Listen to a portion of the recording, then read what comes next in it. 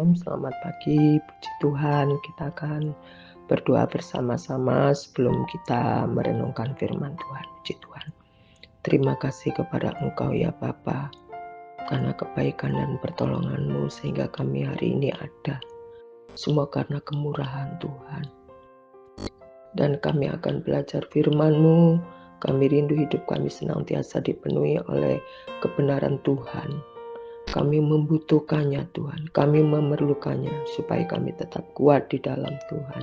Dalam nama Tuhan Yesus, haleluya, amin. Puji Tuhan. Puji Tuhan Bapak Ibu Saudara yang dikasihi oleh Tuhan. Pada pagi hari ini bacaan kita terambil di dalam Mazmur 73 ayat yang pertama. Saya akan memberikan judul yaitu Hatiku Gelisah. Puji Tuhan, demikian bunyinya Mazmur 73 ayat yang pertama. Sesungguhnya Allah itu baik bagi mereka yang tulus hatinya, bagi mereka yang bersih hatinya. Puji Tuhan. Bapak Ibu Saudara yang dikasihi oleh Tuhan, begitu banyak peristiwa yang menimbulkan pertanyaan, mengapa? Selalu berusaha untuk mencari jawabannya. Dan pencarian ini sering menimbulkan kegelisahan hati yang tidak pernah kunjung berakhir. Kegelisahan ini pun dialami oleh Asaf, karena ia diposisikan hidup di antara iman dan realita.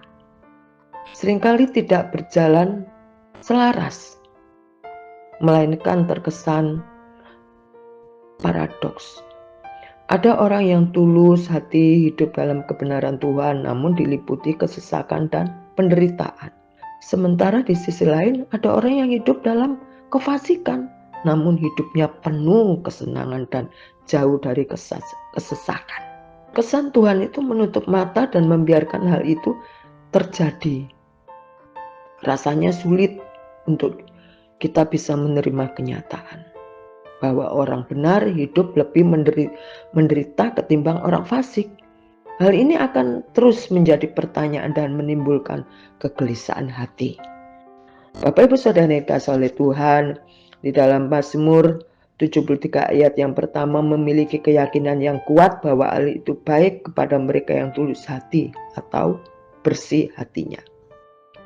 Ini merupakan suatu keyakinan yang bersifat menyeluruh bagi semua orang percaya.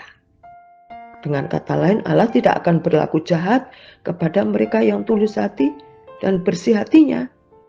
Menjadi suatu keyakinan yang beredar secara umum di dalam Perjanjian Lama yang disebut dengan prinsip pembalasan. Ya, dalam Perjanjian Lama, orang fasik akan dihukum dan akan hidup menderita, dan orang benar diberkati dan akan hidup makmur. Nah, konsep ini berprinsip bahwa seseorang akan selalu mendapat apa yang pantas baginya, atau disebut dengan pembalasan yang setimpal begitu. Bukankah ini merupakan konsekuensi logis sebenarnya? Merupakan suatu kewajaran bila orang benar itu diberkati Allah dan dijauhkan dari penderitaan. Mengukur kebaikan Allah dari sisi pemberiannya dalam bentuk berkat secara jasmani. Keyakinan pemazmur mulai runtuh Bapak Ibu, disebabkan ia cemburu kepada orang fasik yang hidupnya tampak memancarkan kebaikan Tuhan. Orang fasik hidup dalam kemujuran. Bapak Ibu Saudara yang dikasihi oleh Tuhan, tidak ada sakit penyakit yang menimpa mereka, dengan kata lain diberikan tubuh yang sehat. Kalau kita baca di dalam ayat yang keempat, hidup tanpa menderita dan tanpa tulah katanya. Ya. Pelajaran berharga yang diberikan Allah kepadanya menjadikan jawaban kegelisahan hatinya. Allah mengajarkan bahwa yang paling penting dimiliki itu adalah Allah, bukan pemberiannya. Kebaikan Allah tidak diukur dari sekedar apa yang diberikannya, melainkan Allah tetap baik bagi orang benar.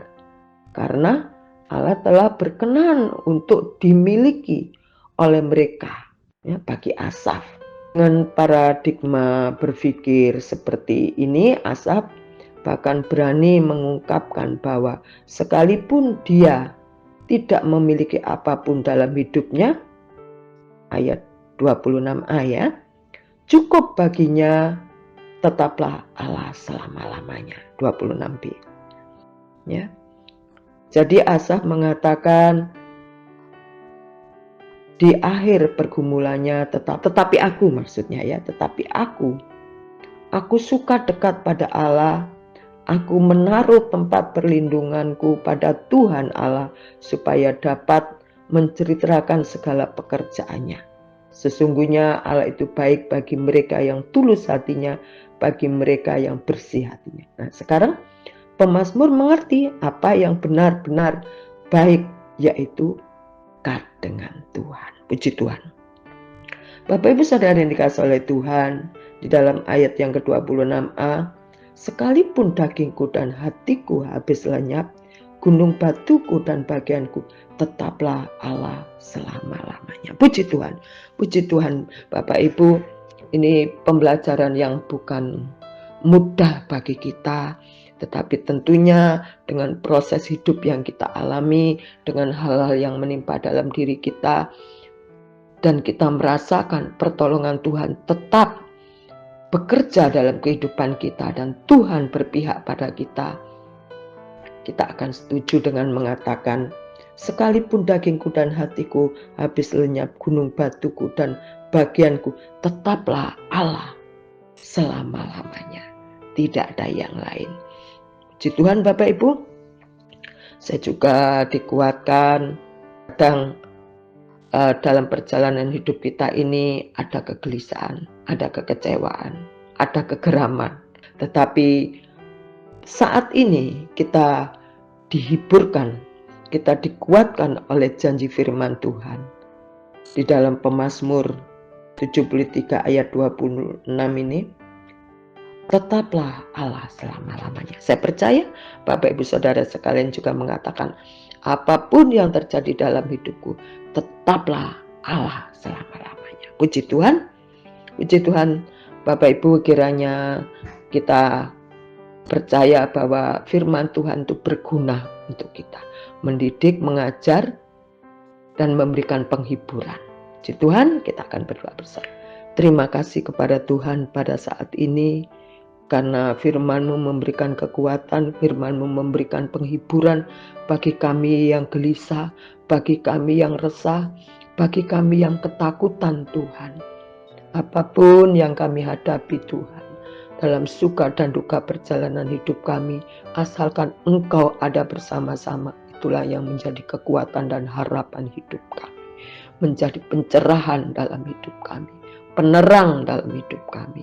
Terima kasih.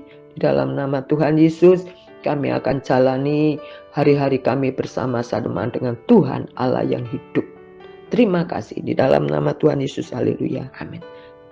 Puji Tuhan, kiranya kita terus menghadirkan Tuhan dalam segala apapun perjalanan hidup kita Bapak Ibu, supaya kita tetap bisa melewati hari-hari ini. Puji Tuhan. Tuhan Yesus memberkati. Amin.